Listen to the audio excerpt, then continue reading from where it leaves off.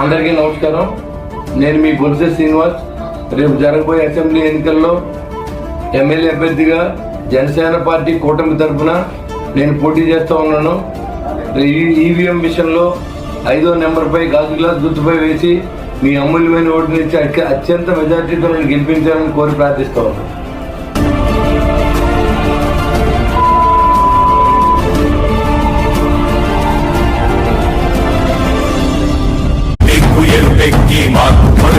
ఎత్తి ప్రశ్నించే హక్కే ఈ జనసేన.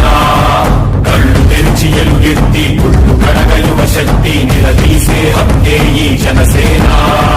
నలుగుతున్న జనఘోషకు సమాధానమేదంటూ తగులుతున్న నిలయాలను సమాధి చెయ్యాలంటూ